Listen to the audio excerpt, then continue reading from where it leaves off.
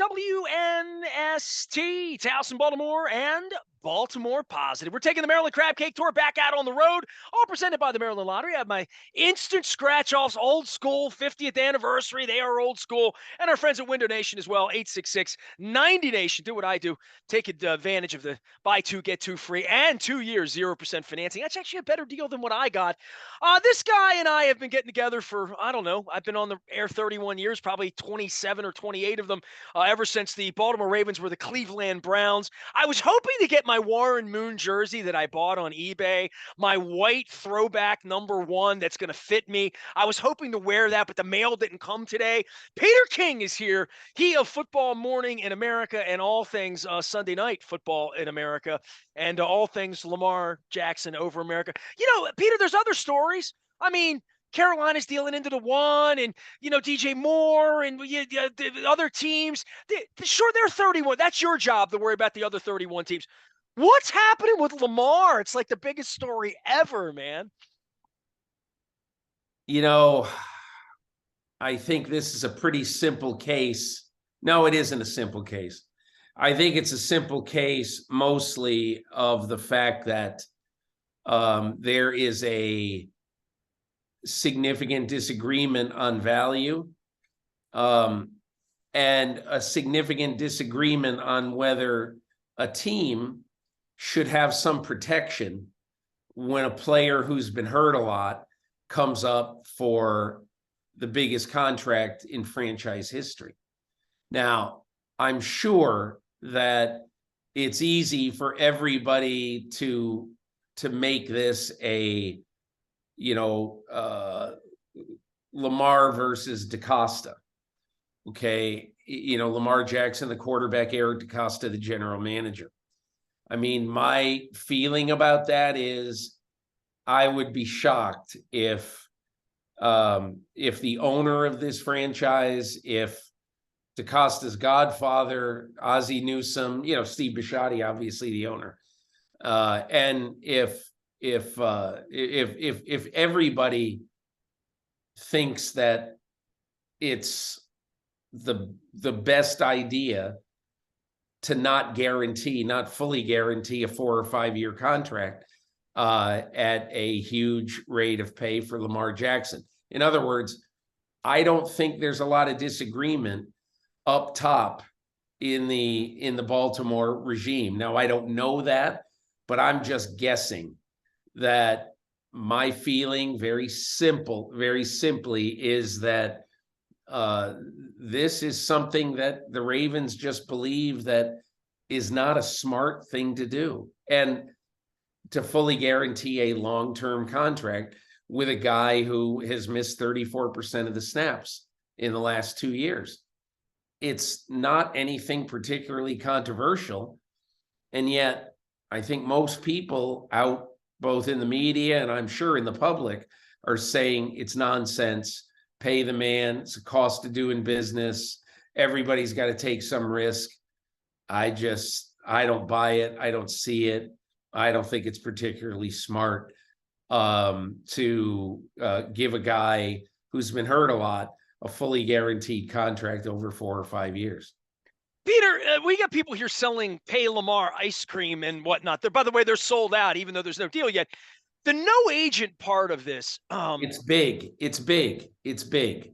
Yeah, and I don't know that Joe Sixpack understands why or could understand why. I've tried to gain clarity by having Lee Steinberg on, by having Chad Wiesling on, by trying to bring people on. You're at the top of the reporter food chain and driving around with Super Bowl coaches and like all these years.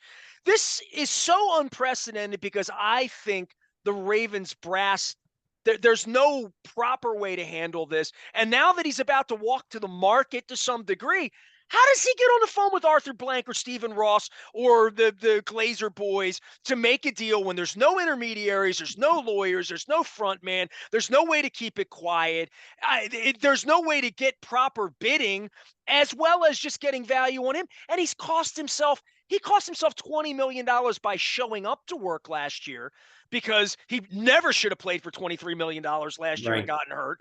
And they've now tagged him at 32, 33 million. He has no endorsement deals. This is a real cautionary tale about, like, if his mother loved him, his mother would hire an agent for him, Peter. I mean, I don't really understand why in the business of football, mega contracts, why you don't have somebody who's a veteran at doing this, to help you. Because to think that that veteran of doing business can't get you 3% more than what you've been getting. I mean, look, here's the fact about the Lamar situation over the last few years.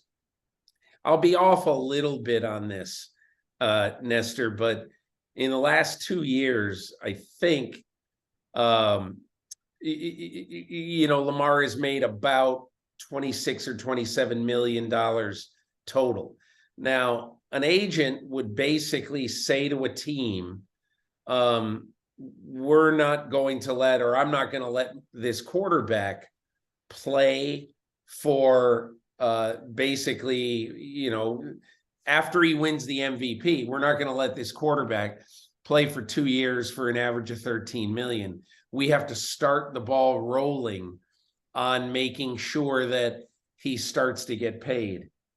And the bottom line in this is very, very simple, that if he had had an agent all this time, we wouldn't be talking about this right now, because he would have already been paid once and he'd be on the way to getting paid a second time. So that is, I think, the part of this that it's hard for people to comprehend.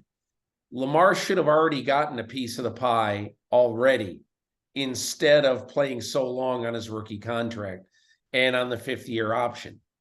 So that's one thing. I think the second thing that's really interesting to me anyway is that, okay, we're all just at the scouting combine a week or so ago, and it's at the scouting combine where every agent in the world is, and they're all having sidebar discussions and dinner and 6 beers with general managers, coaches, team presidents. And what are they talking about? They're talking about their clients going to play for their teams. Okay. Lamar has nobody to help him with this. He has nobody to say, okay, Terry Fontenot in Atlanta. All right. We need to just go talk to Terry Fontenot. We've heard that Atlanta doesn't want a quarterback, but you need somebody to represent your best interests. And at the scouting combine, have a 2-hour dinner off the record with Terry Fontenot. That's what this is how business is done in the NFL. You don't sit back in South Florida and wait for someone somehow to find your telephone number, then to call you starting this week, to call you and say, I would like to set up a meeting and come down and talk to you and negotiate a contract with you. It's awkward. It's just not the way business is done. I'm not saying it can't be done. It might actually work with some team. All I'm saying is that what Lamar Jackson is trying to do, I've just never heard of it being done that way ever in the NFL. And he's already missed out on a lot of money. Already. He's missed out on a lot of money. And I would think that would kind of sink in, and he would say, okay, look, this hasn't really gone great. I really should get an agent who should go and talk to people behind the scenes for me. And just, I don't know. Look, I like Lamar. I really like Lamar. He's a nice guy, friendly guy. My dealings with him have been utterly fantastic. He's extremely respectful, nice person. I don't know why he got this in his head, but man, it's cost him a lot of money so far, and it might cost him more now. Peter King is here. You can find him out at NBC and anywhere the NFL is the real Peter King. Used to have all these underscores, and this is Peter underscore King now. Very easy to find him out on Twitter. The NFLPA's role in this, and I've referred to this from the beginning as the original sin, right? Like I saw Bisciotti all miffed last year down at the Breakers before they threw me out. I saw the whole Haslam Watson fiasco with these 4 teams and how it went with Matt Ryan and others through all of this. But at the end, suppressing salaries is the original sin of all of this. It's what all the owners seek to do is keep the salaries as low as they can, keep guaranteed money low as they can, keep all of that. And Bisciotti was particularly miffed at that one of his partners would do this. And then I would think others would get in line. Where are you on the NFLPA? Because it felt like they were pretty active right up until the point where he has been at least devalued for the time being. If he walks out of this with $220 million from God bless the Raiders and they get a loan or however it happens here, or the Atlanta Falcons are just lying in the weeds, or Dan Snyder's going to deliver a black rose to the league. I don't know. I mean, I have no idea how this is going to go, but it feels like the owners don't want to be guaranteed. They're not stepping up on Deshaun Watson. It's going to be below that or else. Well, obviously, the owners don't want to guarantee this incredible amount of money because if, and let's talk about particularly about Joe Burrow and Justin Herbert. I mean, if you think about it, really, Nestor, those are 2 guys who justifiably, they haven't missed a game in the last 2 years because of injury. Burrow missed 1 this year, coach's decision. He didn't play in the last game of the season, but otherwise, these guys both play every week and have played every week. But their owners don't want to do a fully guaranteed contract and will fight it to high heaven. I don't know whether they'll end up doing it or not. And for people who don't really understand why, it isn't just, because look, to me, it's not that big a deal if Herbert's contract is guaranteed or if Burrow's contract is guaranteed or if even Jalen Hurts' contract is guaranteed because they don't have a major injury history. Hurts has a little, but not much. And so it really, those guys are going to be quarterbacking their teams well into the future. It isn't just a guarantee and all that. What it is, it's putting, when you sign a guy, if whoever signs one of those quarterbacks for, let's just say, guaranteed $240 million, next spring, they're going to have to put about $175, $180 million in cash in an escrow account controlled by the NFL. Okay. And that escrow account guarantees that that money will be paid regardless of what financial misfortune plagues the owner who signs the player to it. That's a lot of money for Mike Brown. That's a lot of money for the Spanos family who own Dean Spanos, who owns the Chargers.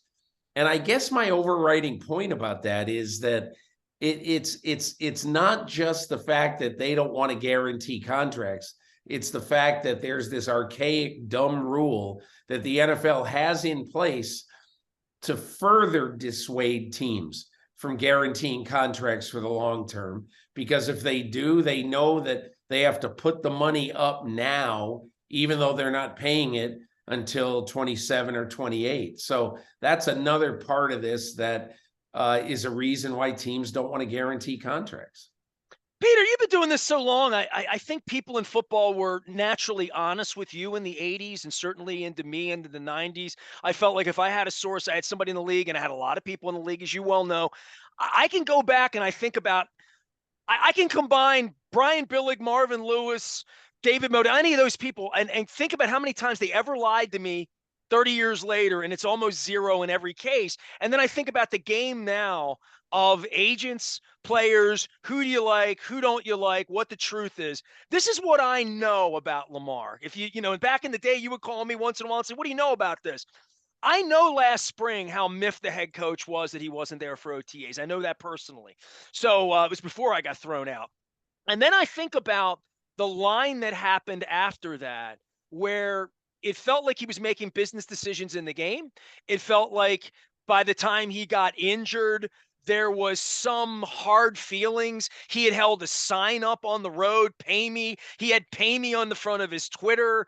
He doesn't have an agent, so there's no softening this. He gets injured. The team tells Rich Eisen and everybody he's coming back. He's coming back. They go on a national broadcast for 4 hours, 5 hours of the pregame show saying he'll be back for Christmas. He never appears again. Then he puts out his own injury report. From the outside, and I've been on the outside for the first time in 27 years, I look at this and say, I don't know that there's going to be a kumbaya, and I don't know that the Ravens aren't hoping somebody just doesn't come and make an overwhelming offer and they get picks. I'm wondering how upset the Ravens will really be if they lose Lamar, even if they have to play a year with whatever Tyler Heineke would be. I think that's a really, really interesting point. I think it's a fascinating point. I wonder exactly the same thing, because if you're not going to be all in, and if you're not going to come to the offseason program, why are the Green Bay Packers basically putting a 3,000-mile green carpet out the door for Aaron Rodgers to walk on and leave this team? Why are they doing that? It's because everything with Aaron Rodgers is an effort. Everything is a chore. Everything is a little bit of a fight and all that. And he doesn't come to all the off-season stuff. Look, if you're the quarterback of an NFL team, I'll tell you a little story. So last season, I go cover the Jaguars and the Eagles. Okay. And at the time, the Jaguars were an interesting team and the Eagles were hot. So I just went to the game. Eagles win the game. And afterwards, I spent time with both Jalen Hurts and Nick Sirianni. And Nick Sirianni told me that he said, hey, this quarterback, he's like nobody I've met in this business. He, this week, and I mean, keep in mind, this is for the Jacksonville Jaguars. This week, it's 9:00 on Tuesday night. And I got to say, what the hell are you doing here? Come on, go home. And for people who don't quite understand why somebody would be telling your quarterback to go home instead of working and burning the midnight oil and scouting this team he's going to play in 5 days, Tuesday is the player's day off. So he's not supposed to be working. So what he did, he came in early, got a workout in, was there the entire day, working with the coaches on the game plan, finding out what they were going to do, all this. And he's still there at 9:00 at night, and the day is going to start at 7:30 the next morning. Coach says, get the hell out of here. That is what coaches want in their quarterbacks. I have no idea what Lamar's work ethic is in the during the week, in the offseason, anything like that. But if you were going to start to not participate in the offseason program as the starting quarterback of the team, and I don't know whether Lamar would be doing it going forward or not, but I can tell you in 2008, that's the reason why the Green Bay Packers said to Brett Favre, Hooper, get off the pot here. You got to come to the offseason program or we got to move on. He retired. Well, if you're a leader, you lead. Leaders lead. Yeah, you can't lead not being there, period. And so now, if Jordan Love is going to be there starting whatever day it is, April 12th or whatever day that the offseason program can officially start and players can be in there, they know that whatever day that is, at 7:30 in the morning, Jordan Love will be sitting there in his quarterback coach's office. That is the point. If you're going to be in, as you say, you got to be in. And if you're not, if you're going to be unhappy and all that stuff, then, we might have to look elsewhere. As Mike Tomlin once said, and my favorite quote of all time, we want volunteers, not hostages. Yeah, Peter King exactly. is here.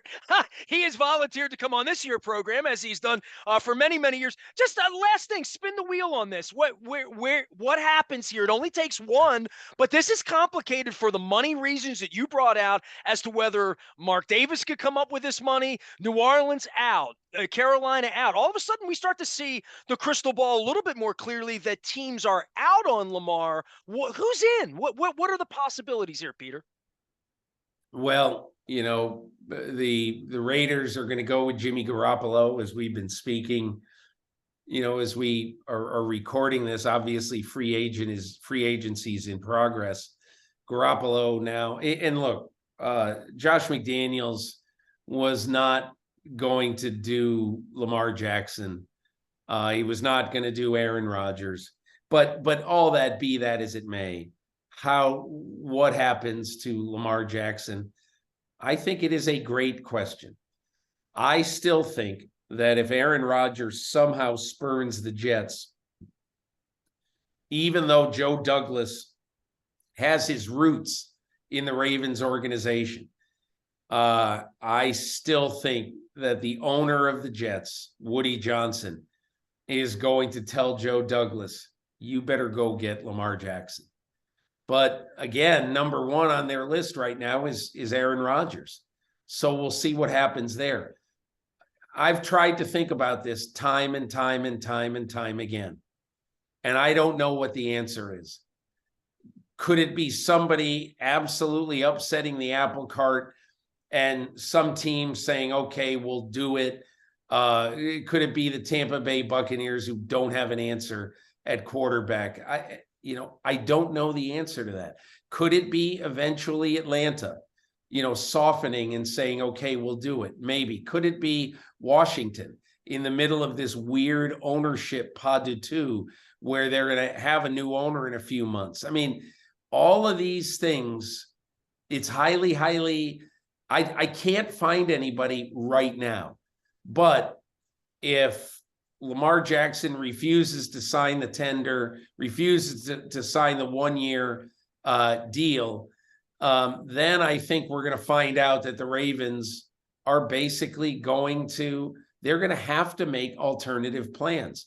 I doubt it will be totally with Tyler Huntley, but we'll see. Peter, you just slid in the Washington football team's going to have new ownership like that. You're convinced of that.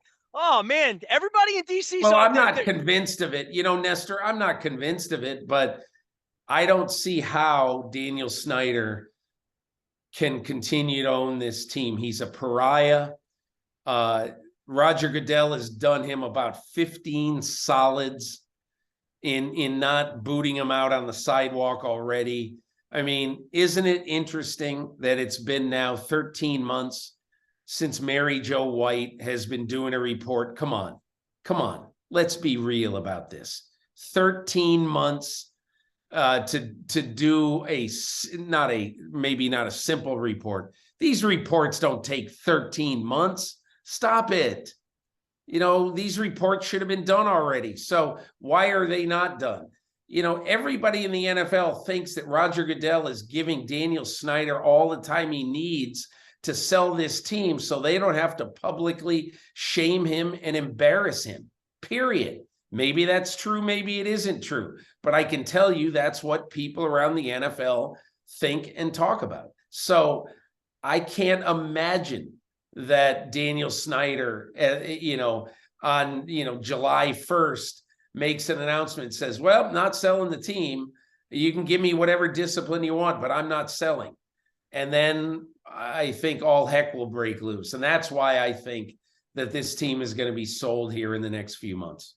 Well, we do something with Lamar and all heck breaks loose. Maybe we'll get you in here for Gunnar Henderson and Adley Rutschman and the Grayson Rodriguez gun show down at Camden Yards, Peter. I hope so, man. I love Camden Yards. It's such a nice, neat little train trip to come down and to see the Orioles. And, I'm really glad that they're not in the basement anymore. I think that the team on the other end of the of the Amtrak, from Washington to Boston. I think the team on the other end might be in the basement this year. I think Well, it could be a lean year for the Sox, but we'll see. Well, we can only hope.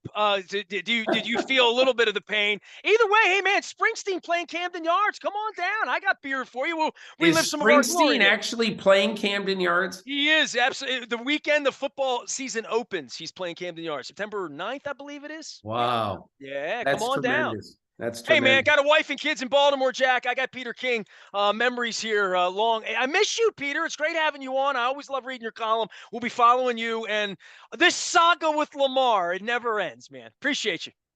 All right, Nestor, you take care, okay? Make sure you're watching Peter King out on All Things NBC, following his work out on Twitter. No one does it better in the football morning in America now. I am Nestor. We are WNST, AM 1570. It's House in Baltimore. We never stop talking Baltimore positive.